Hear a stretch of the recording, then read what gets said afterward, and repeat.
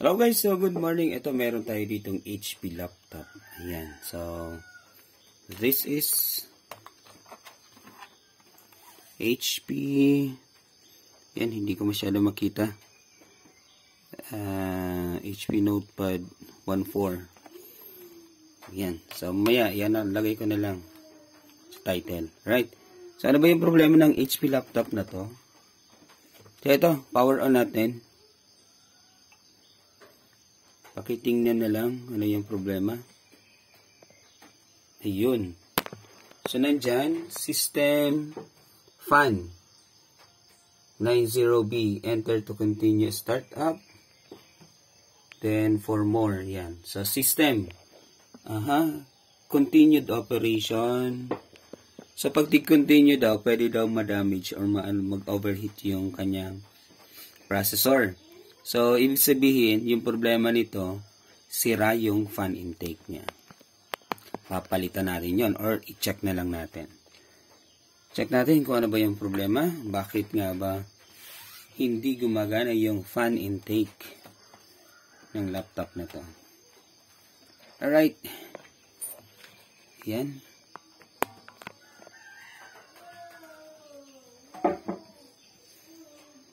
Yan, so it's Wednesday morning today. Alright guys, so if you are new to my channel, so please don't forget to subscribe.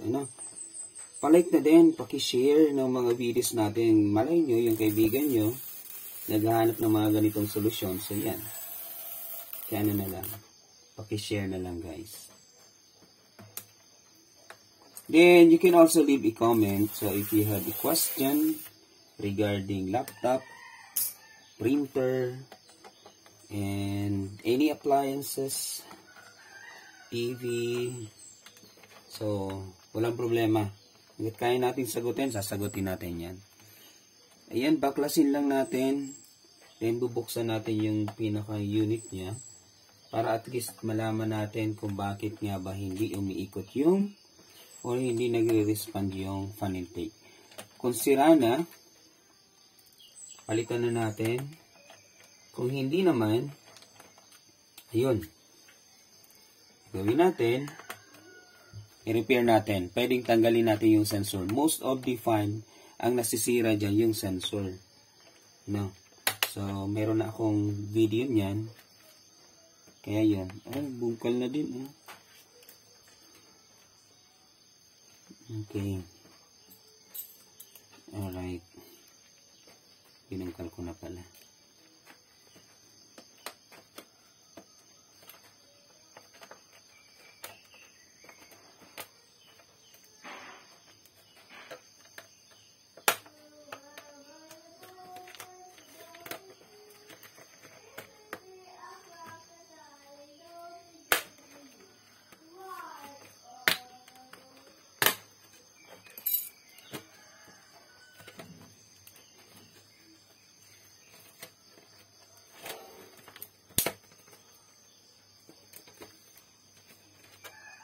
Meron pa ba?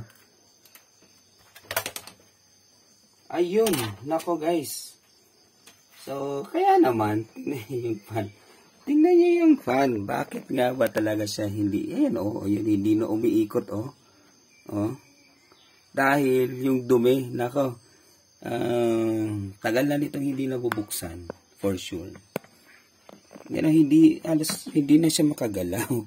Imagine niyo yan, ayan, Yun hindi na siya masyado makagalaw dahil sa dumi na mayroon siya. Yan yung problema guys. So, yan, linisin muna natin to.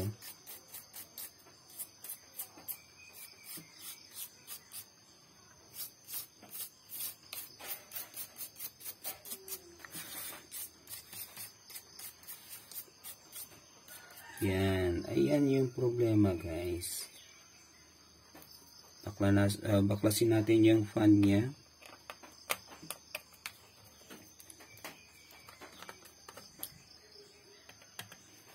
Ito yung problema kapag yung laptop hindi na check walang maintenance check na tinatawag. So yun, dapat kasi yearly pinapacheck to. Especially kapag yung surroundings medyo maalikabok talaga. So, i-intake talaga yan ng fan. So, yan. So, sorry. Yan. Sorry for that. Nilaglag na yung isang tornilyo. Kulangan tayo ng isang tornilyo. Alright. Yan. Yung kanyang ayun, matigas na din. Palitan na din natin. Focus tayo dito sa fan niya. Eto. Yan. As in totally. Di na yan makaikot masyado. Pwedeng damage na to, guys. Kasi tingnan nyo naman, overheat Overheating yan. Kaya ito, mas madali itong natuyo. Yung kanyang thermal paste. Kasi nga, nag-overheat na to. So, ginagamit na may problema na pala. Hanggang sa ganito na yung kinalabasan. So, paano ba? Bakit ba nangyari yon? Dahil sa dust. You know? Tapos yung totally, ang dumi. O, diba? Dumi. Yan, linisan ko lang to.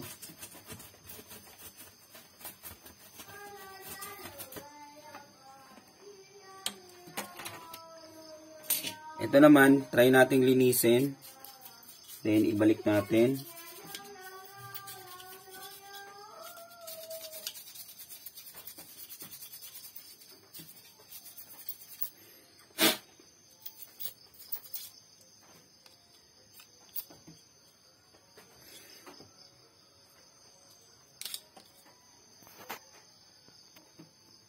Ayan guys, so kanina masyadong sticky siya. Ito, free flowing, parang tubig lang, So ayan, ihipan natin dito. Tingnan natin kung umikot.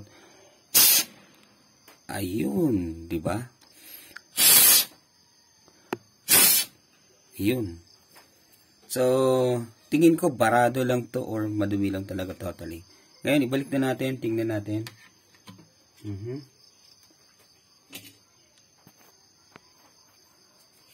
So, ayusin muna natin to.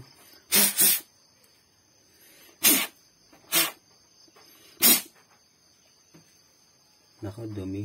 Ang dumi.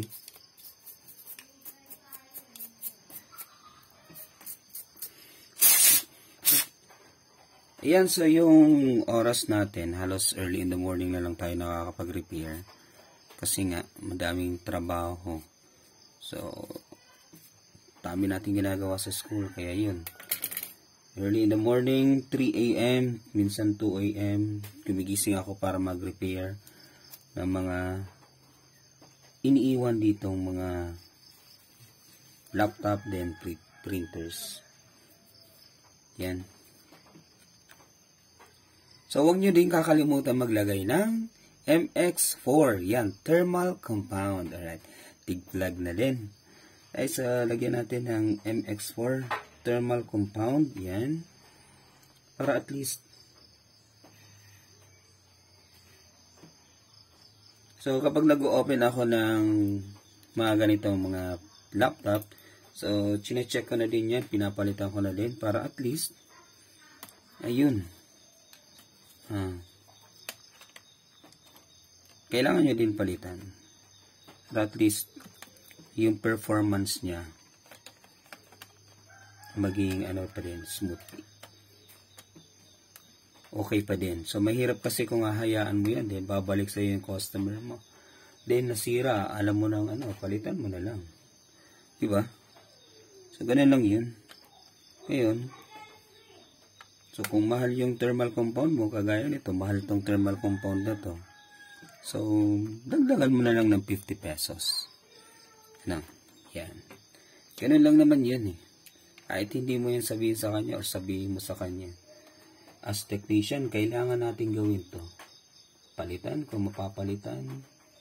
Ayusin lahat kung maayos. Pero kung hindi, huwag nang pilitin.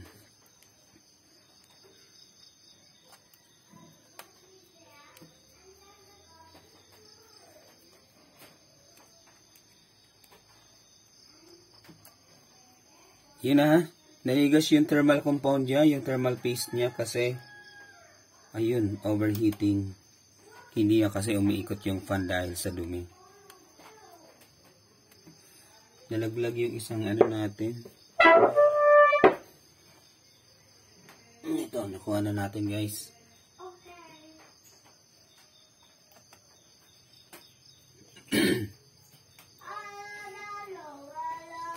So let's open the laptop.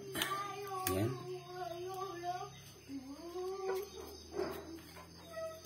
Power on.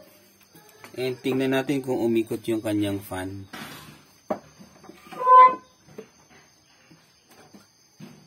Power on. Ayun, umikot na guys, oh. Diba? Okay na. Oh, wala nang error yan, oh, diba? Wala nang error. Yun lang yung problema, bakit nga ba may ganong information system fan, ano.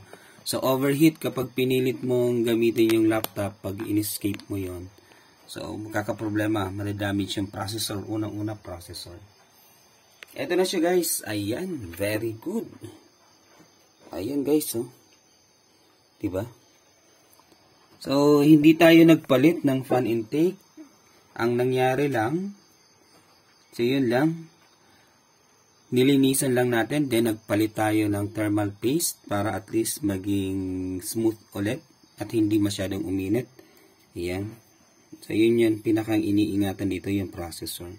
Number 1 yan. Ayan, so, if you are new to my channel, so please don't forget to subscribe. Ano guys, so sana natulungan kayo ng video na to. Then, para matulungan nyo din ako, huwag nyo nang i-skip yung ads. Ano guys, so huwag nyo nang i-skip ang ads kapag nanood kayo ng mga videos natin. So yan, kung mayroon kayong mga katanungan, pa-comment na lang guys. Pa-comment na lang at nang masagot natin yung mga katanungan ninyo. Ayan, thank you so much. This is always your Kotek, Aldalto Marino signing out. Peace out guys.